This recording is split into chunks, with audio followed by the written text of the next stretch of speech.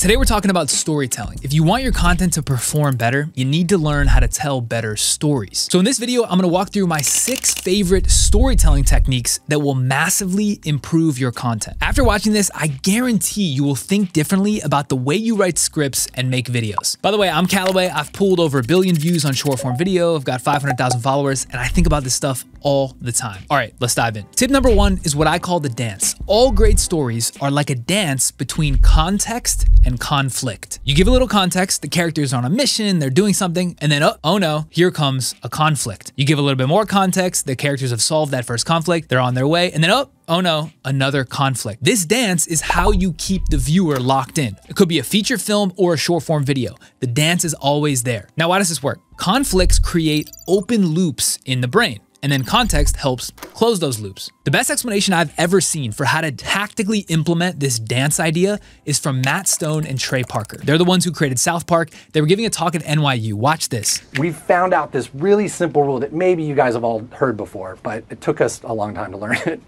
But we can take these beats, which are basically the beats of your outline, and if the words "and then" belong between those beats, you're f***ed, basically. You got something pretty boring. What should happen between every beat that you've written down is either the word therefore or but, right? So what I'm saying is that you come up with an idea and it's like, okay, this happens, right? And then this happens. No, it should be this happens and therefore this happens. But this happens, therefore this happens. And that, as soon as we are able to, and literally sometimes we'll write it out to make sure we're doing it. We'll have our beats and we'll say, okay, this happened, but then this happens, and that affects this, and that does to that, and that's why you get a show that feels like, okay, this to that, to this to that, but this, here's the complication, to that.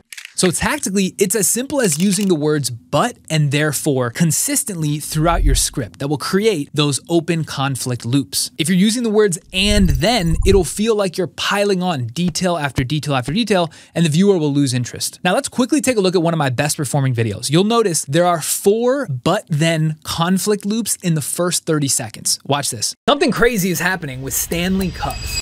You ever seen one of these? Stanley Cup. Stanley Cup. Stanley Cup, racking up 6.7 billion views. This 40-ounce Stanley Quencher has become the Louis Vuitton of drinkware. It's a status symbol. New releases are selling out in seconds. People are flipping them for hundreds on eBay. Stanley, the company, 10x'd its revenue in 4 years off this single product. But the real question is, how'd they do it? How did Stanley Cups go from a construction worker's thermos to the dream Christmas gift? I got a Stanley! Yeah! It's a wild story. So in 2019, Stanley was actually about to discontinue the cup. But this group of mom bloggers, the Buy Guide, knew they were making a huge mistake. So they cut a special affiliate deal with Stanley to bulk order 5,000 cups with a twist. Stanley had to make them pastel colors. Those 5,000 cups sold out in 5 days and completely changed their philosophy on design. But it gets even better. A few months ago, Stanley had the burning car moment. So I'm consistently setting up these head fakes to keep the storyline moving. Use this but then framework next time you're writing a script. I guarantee it'll up-level that video. All right, tip number 2 is rhythm. I talk about this a lot, but there's this natural subconscious pacing and rhythm that is soothing to the brain. You can hear in my delivery, I'm pretty decent with this like natural ebb and flow. The rhythm of the syllables when I talk is soothing to listen to. Now, I used to be a rapper and I was a drummer growing up, so this pacing and rhythm is kind of embedded in me, which I think is why I'm naturally good at talking in this way. But I do have this tactical way that can improve anyone else at rhythm. Take a look at this image, which was written by the legendary author Gary Provost. Now listen as I read this. This sentence has 5 words. Here are 5 more words. 5-word sentences are fine, but several together become monotonous. Listen to what is happening. This writing is getting boring. The sound of it drones. It's like a stuck record. The ear demands some variety. Now listen. I vary the sentence length and I create music. Music. The writing sings. It has a pleasant rhythm, a lilt, a harmony. I use short sentences and I use sentences of medium length. And sometimes when I'm certain the reader is rested, I will engage him with a sentence of considerable length, a sentence that burns with energy and builds with all the impetus of a crescendo, the roll of the drums, the crash of the cymbals. Sounds that say, listen to this, it is important. So write with a combination of short, medium, and long sentences.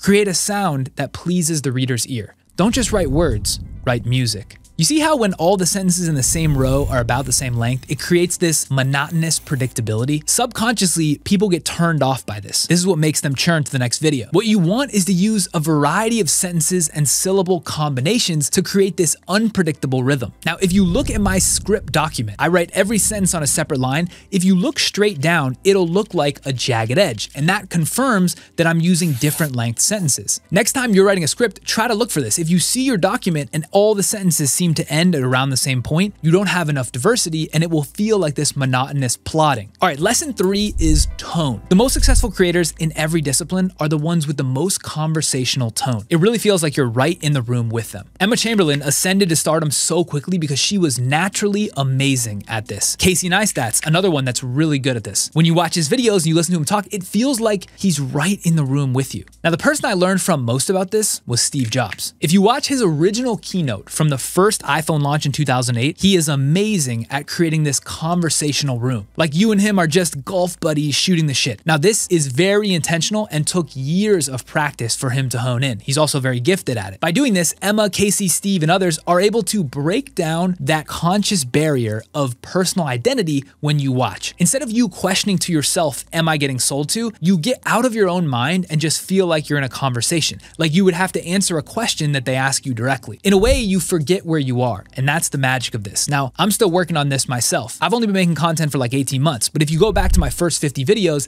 it really does feel like I'm talking at you instead of with you. The best tactical way to get better than this, other than just 100 reps, is to write and film your videos as if you're talking to one close friend. If you have to, just print out a picture of them and tape it on the bottom of your camera lens so you're literally looking at them as you record. And when you write your scripts, make it so like you're typing a text or recording an audio note directly to them. Over time, you'll get better at this conversational nature, but it will feel like you're having a one-on-one conversation. That's how you break down this barrier. Tone is one of those things that inevitably you will get better over time. The more you film, the more you forget that the camera is just a camera. All right, tip number 4 is direction. This may seem counterintuitive, but the best place to start when you're writing a story is the end. Figure out what the end is gonna be and then work backwards from there. I like to call the last line of my script the last dab because I want it to be so memorable that if that's all someone heard, they'd be willing to share it with a friend. In short form video especially, the video is designed to loop. So the last line is actually a setup for the first lines as it replays. I think of this a lot like baseball. The 9-hitter is supposed to set the table for the top of the order. It's the exact same thing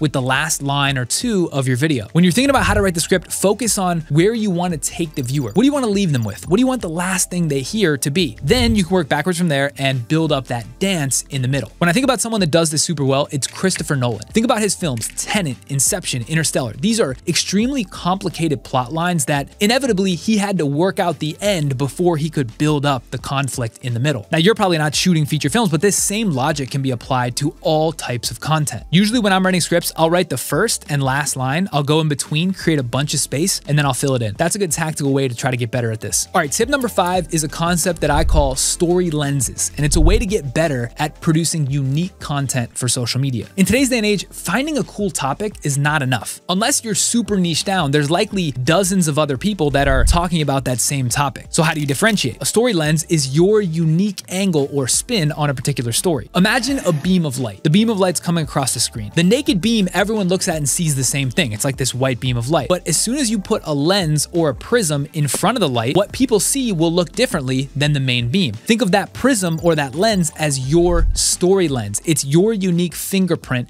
and how you uniquely tell the story about that topic. Let's take an example. When Taylor Swift went to the Super Bowl, the most common lenses would have been to talk about what she's wearing or when she's getting there or what her facial reaction is to something. A lot of people covered those exact same stories. A less common lens would be to talk about a prediction for what you think might happen. Less people would have that. But an even less common lens would be to talk about the business impact that she was driving on the NFL for being at the game. And that's the lens that I chose to take because I thought I could be a category of one. That's why I ultimately made this video and it pulled 1 million views. It was different. My story lens was something unique that people hadn't seen before. All right, the last tip, number 6, is the hook. Now I left this for last because everybody always talks about the hook first. And it makes sense. It is very important. If people churn on the hook, the rest of what I talked about doesn't really matter. So I've got 2 ways to level up your hooks. The first is that your first line should be as punchy and as indicative of the plot as possible. If the video is about your best garden techniques, the hook should be some derivative of these are the best garden techniques for X, or I've got these garden techniques, or this thing is a garden technique that you should study. You shouldn't start your hook with some open, opaque line like, wait till you see this, or you're never gonna believe this. Because if the first line doesn't immediately grab the viewer in short form video, you're dead. The second point on hooks that's extremely powerful and something I overlooked for a long time is that visual hooks are 10 times more effective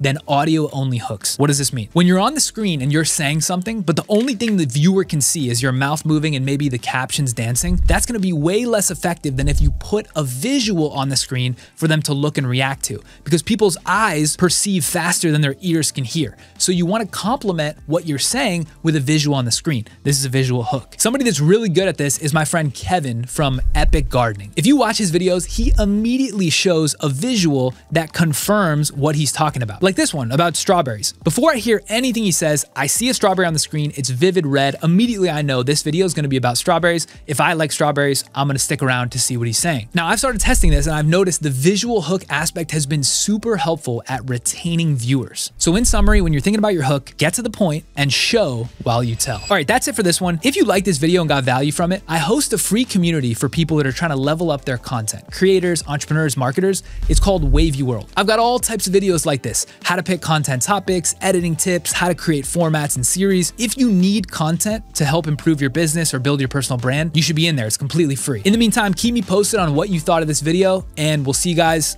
on the next one. Peace.